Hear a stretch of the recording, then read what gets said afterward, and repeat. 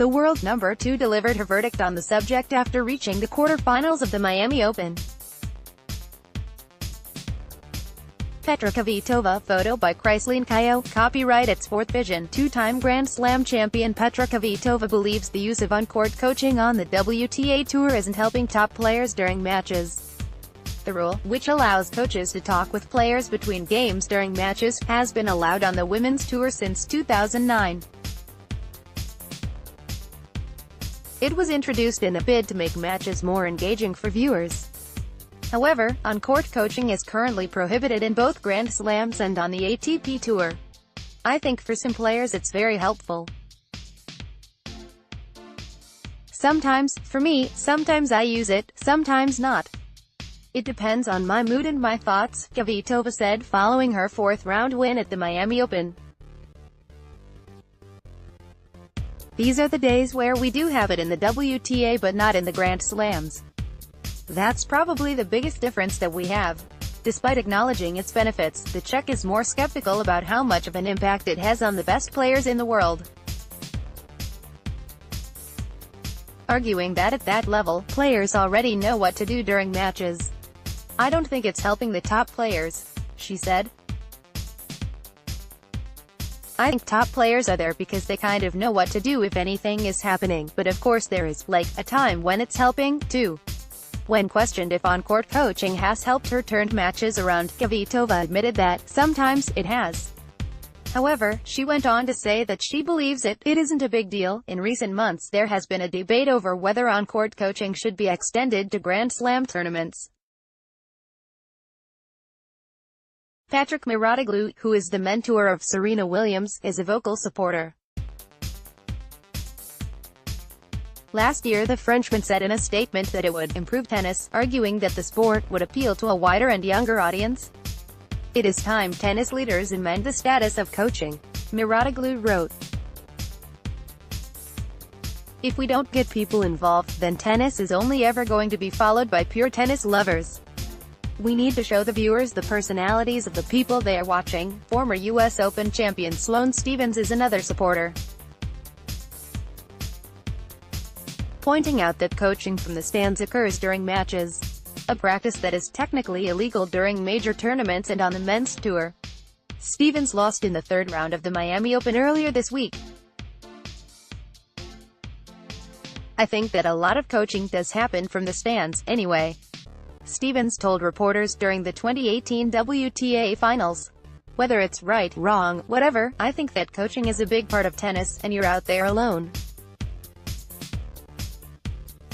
You know, a lot goes into it behind the scenes, preparation and everything.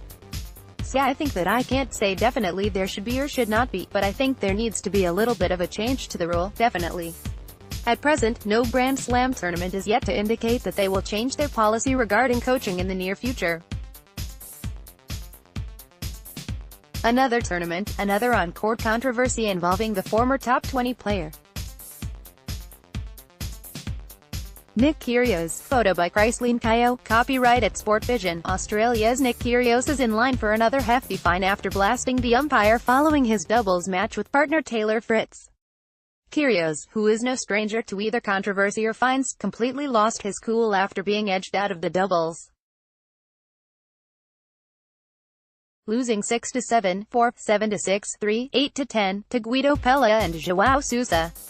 Throughout the match there was a series of dubious line calls that infuriated the Kyrgios team, something the racket-smashing 23-year-old complained to the umpire about seconds after the clash. What the F*** is wrong with you? Kyrgios shouted at the umpire. You're a F*** king disgrace. F*** king disgrace. Continuing to unleash his rage on the court, Kyrgios interacted with the crowd, asking them, "Do you think that's alright, yes or no?" The outburst was caught on camera by one fan, who uploaded it onto his Twitter account. "Just give me the answer. He's a disgrace. I come out and give 100% and I have to deal with idiots like him. Does he get fined for his mistakes? It's rubbish, man," Kyrgios said. https://twitter.com/tnns_ken/status/1109594461701788188 tweet embed tw term caret 1,594,594,670,170,178,818.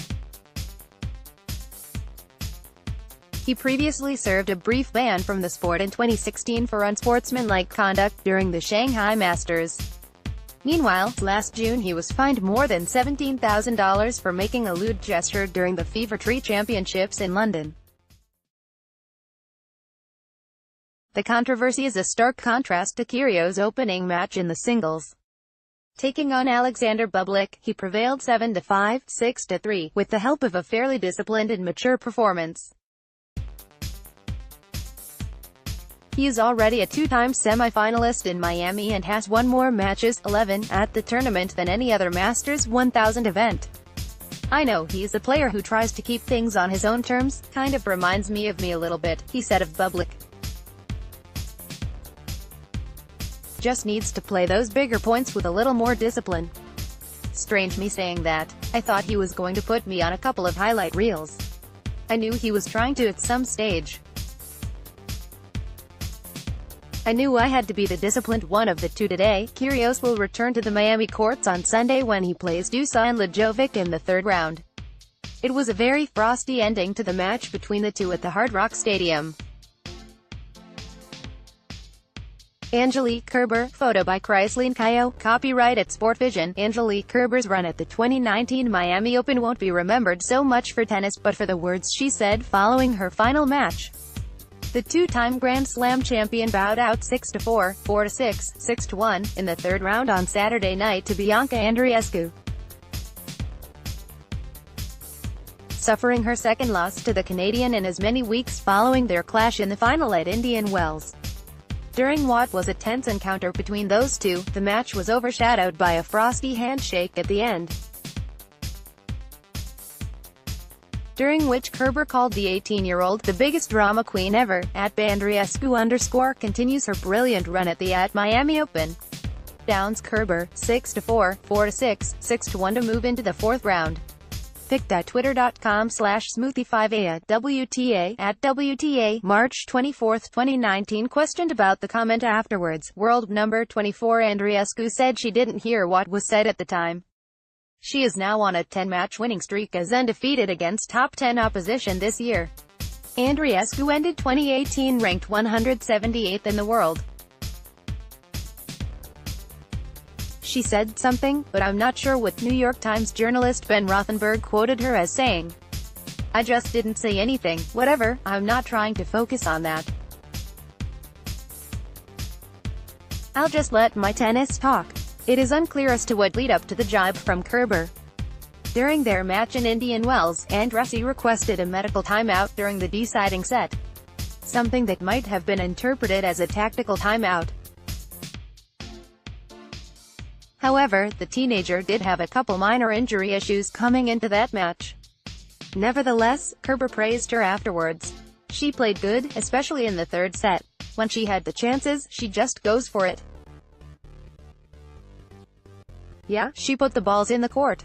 At the end, she deserved to win," the German said. "She played the whole tournament good. I know that I had to play my best tennis. But, yeah, at the end, I was not able to take my chances, but she did it," Kerber added. Following her latest loss, journalist Janik Schneider described Kerber as downhearted as she addressed the media in the mixed zone at the Miami Open,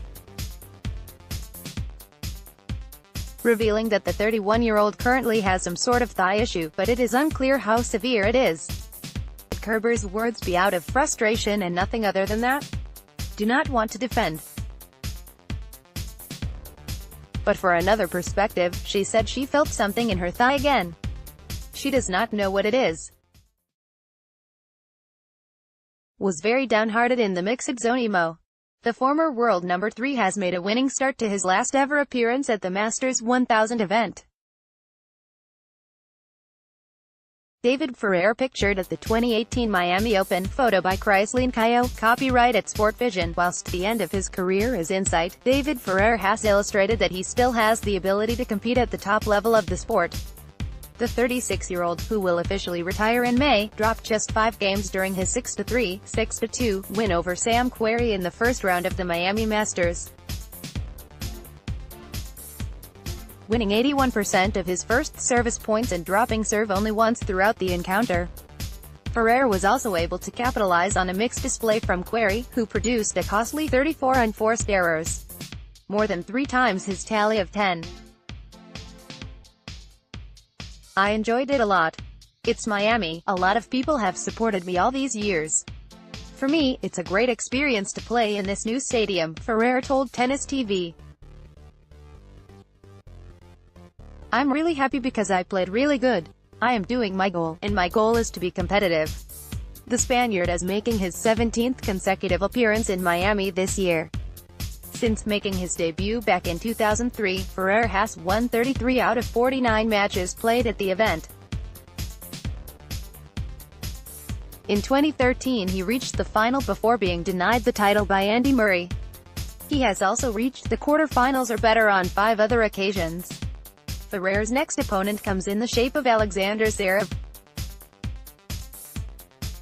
a player who was only 6 when Ferrer played his first match in Miami.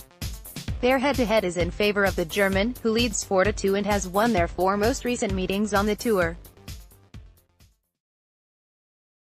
Their most recent clash occurred last month in Acapulco, where Zverev prevailed in straight sets.